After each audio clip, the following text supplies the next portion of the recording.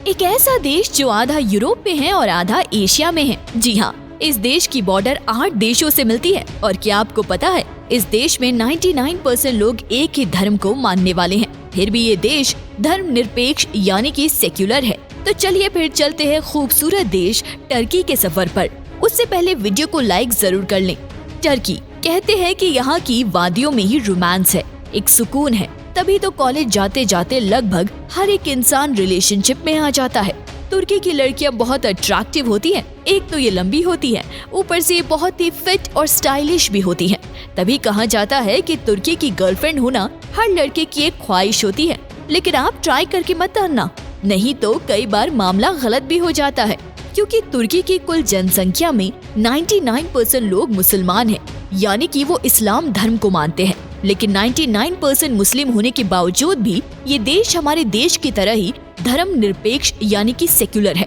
ये वाकई में हैरान करने वाली बात है, क्योंकि हम सब जानते हैं कि जिस देश में मुसलमानों की जनसंख्या ज्यादा होती है वहाँ इस्लामिक रूल एंड रेगुलेशन को फॉलो किया जाता है। लेकिन यहाँ बिल्कुल भी ऐसा नहीं है।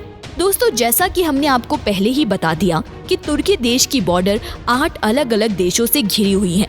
इनमें से कुछ एशियन की कंट्रीज हैं तो कुछ यूरोपियन। जिन 8 देशों से तुर्की का बॉर्डर घिरा हुआ है वो देश है Iraq, Bulgaria, Georgia, Iran, Greece, Armenia, Azerbaijan और सीरिया।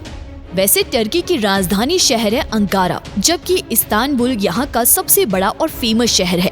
अंकारा एक प्राचीन शहर होने के नाते यहाँ पर कई ऐतिहासिक इमारतें भी मौजूद है। जैसा कि मैंने आपको बताया कि इस्तांबुल बहुत पुराना शहर है, पर है सुपर डेवलप्ड सिटी भी है। यहाँ आपको दुनिया का तीसरा सबसे पुराना सबवे देखने को मिल जाएगा। इस सबवे को 1875 में बनाया गया था और ये 573 मीटर लंबा है। दोस्तों, इस्तांबुल का ग्रैंड बाजार दुनिया के सबसे पुराने बाजारों में से एक है और दुनिया का सबसे बड़ा बाजार भी है। आप अंदाजा लगा सकते हैं कि यहाँ कितनी दुकानें होंगी। दोस्तों, इन ग्रैंड बाजार में कुल 4000 दुकानें हैं। ये मार्केट 3,33,000 स्क्वायर फीट में फैला हुआ है। जी हाँ, अगर आप कभी भी तुर्की जाएं तो इस जगह पर एक बार जरूर विजिट करें, आपको मजा आ जाएगा। दोस्तों, जब बात इस्तांबुल की हो ही रही है तो हम आपको बता दें कि इस्तांबुल दुनिया का इकलौता शहर है जो 2 महाद्वीपों में फैला हुआ है। तुर्की का महज 3% हिस्सा ही यूरोप में पड़ता है, फिर भी इसे यूरोपियन देश के तौर पर गिना जाता है। वैसे जब बात मिठाइयों की होती है तो अपने इंडिया का नाम सबसे ऊपर आता है। पर क्या आप जानते हैं कि तुर्की दुनिया का एकमात्र देश है जहां आपको चिकन से बनी मिठाई मिलेगी। जी हाँ, यकीन नहीं होता ना, चिकन से बनी मिठाइयाँ।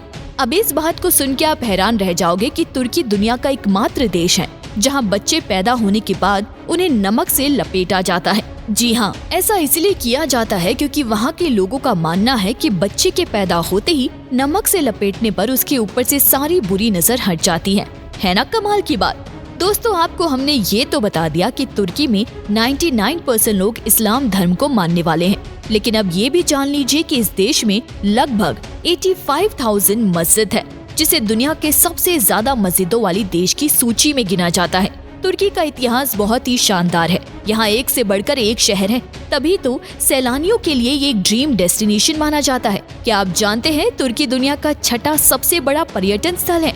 यहाँ हर साल लाखों की संख्या में लोग घूमने आते हैं। तभी तो इस देश की इकोनॉमी बाहर से आए पर्यटकों पर बहुत हद तक डिपेंड करते हैं।